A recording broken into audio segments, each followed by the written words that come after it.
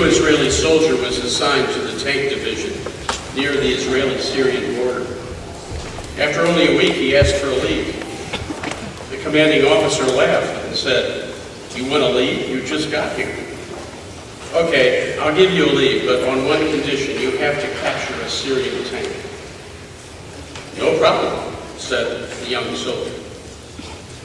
That afternoon, a Syrian tank waving a white flag pulled into camp.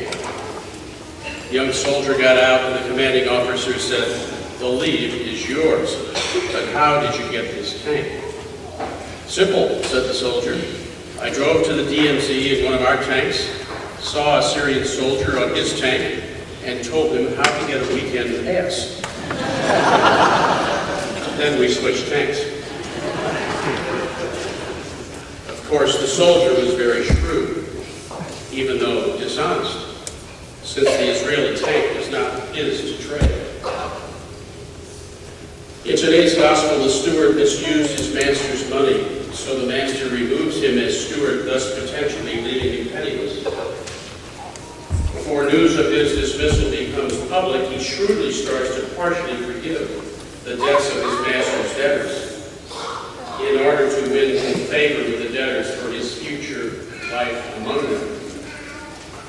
Jesus would often use hyperbole and shock in parables to get our attention. The shock of this parable is that the master commends the steward for his actions, even though it was not his money that he was giving away, just like the Israeli soldier was commended, even though it was not his tank to give away.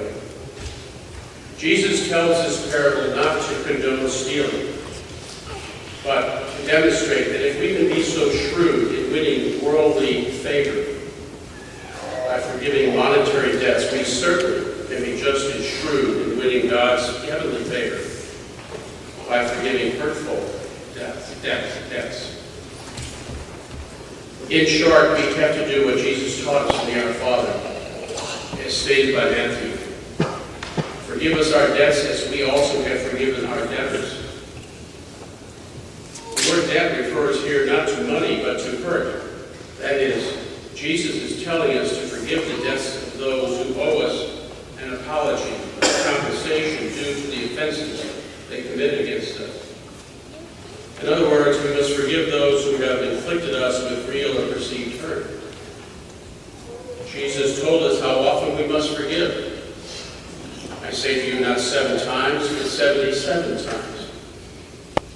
The point is not that there are 77 people that we must forgive, but the same person 77 times. Because saying forgive and forget is not possible. We will always remember, and every time the memory returns, we have to forgive again. We should pray for them, but ultimately forgiveness is hard. So today, right now, let's put aside the pious platitudes and do what Jesus told us. Let us be shrewd and learn how to forgive those people or institutions that have hurt us. Dr. Elizabeth Kubler-Ross was the first to discover that her dying patients typically pass through 5 stages of grief.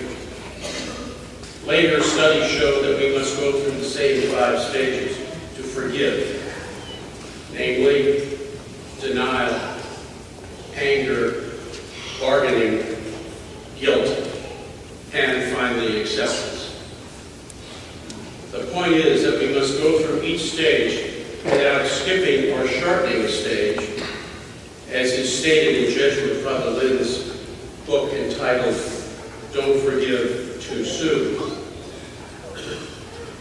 We may even cycle between stages. But the most important lesson is that we cannot get hung up too long in any one preparatory stage, which is what normally happens. We will draw on my friend Trappist monk Father Menninger's book, The Process of Forgiveness. So let us all close our eyes now. Sit upright, hands on knees, and head straight. as we honestly evaluate our inner self. As the stages are described, we will ask ourselves which one or more of these stages we are currently in. First stage, denial. Not admitting our hurt can be a subtle thing. While raising our families, we can often get mad at our children and spouse for frivolous things, while the real reason is deeper and much more fundamental, perhaps even subconscious. Yet we can remain in denial of that reason. Denial is a healthy stage because it allows us to not be overwhelmed by too much pain until we are ready. However, if it goes on too long, we can get stuck and not move to the next stage. Second stage, anger. Once we recognize and admit the hurt, we either go on the counterattack, sometimes by being vengeful, or we swallow the abuse rather than listen to the anger. This is the classic fight or flight response. The fight can take the form of intellectual or physical response, sending emails or making threats. The flight can take the form of avoidance or absence, missing meetings or not returning phone calls. We may often display passive-aggressive behavior. Forgetting people's names, we speak in absolutes such as always and never. Anger can be healthy in that it recognizes an injustice.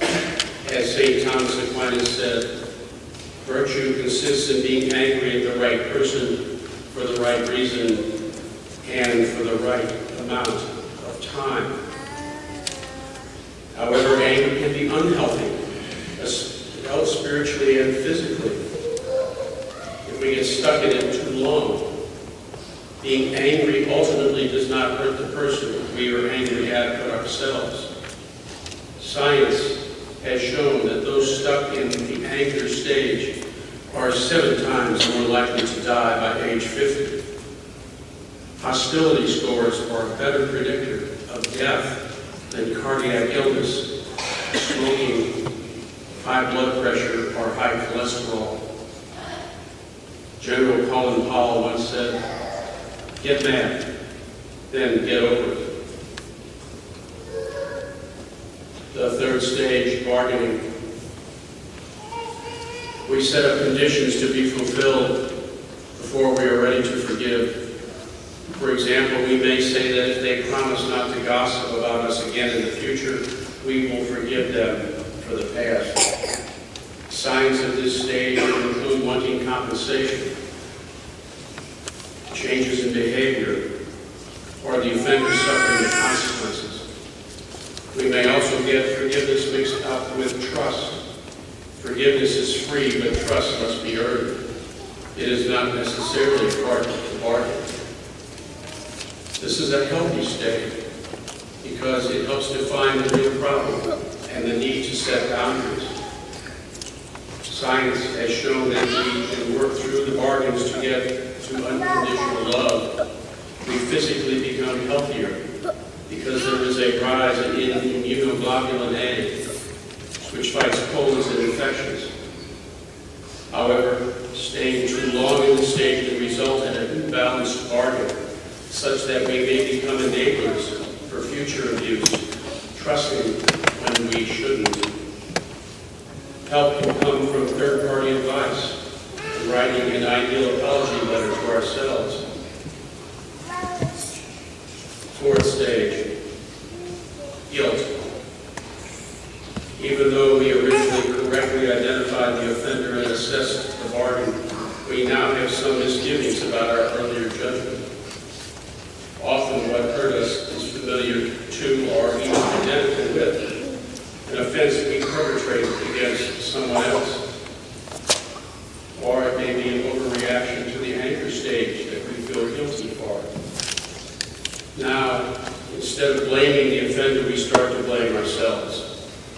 Signs of this stage include loss of sleep, strange eating habits, and oversensitivity to criticism.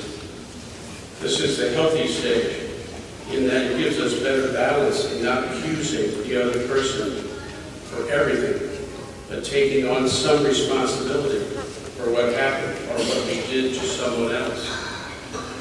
This enables us to have more empathy for the offender.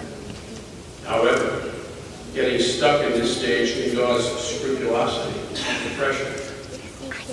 What can help is physical exercise in the sunshine, listening to calm music, but most especially daily assessment of life's true blessings.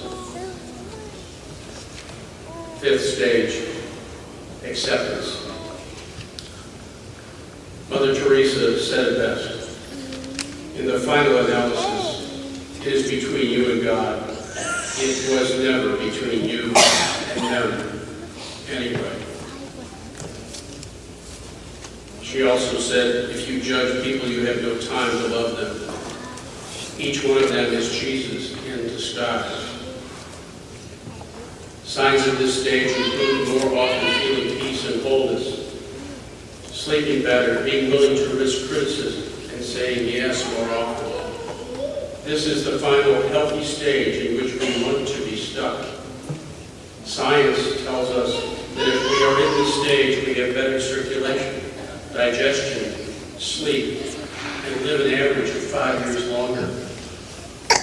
MRI brain scans show improvements in the shape of our brain when we have hit this stage.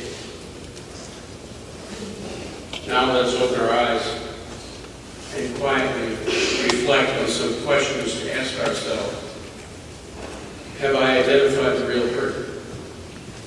Do I believe it is okay to initially be angry at my offender?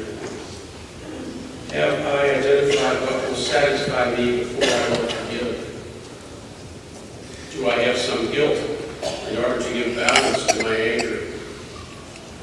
Am I ready to move forward and experience the true freedom and joy of forgiving my enemy?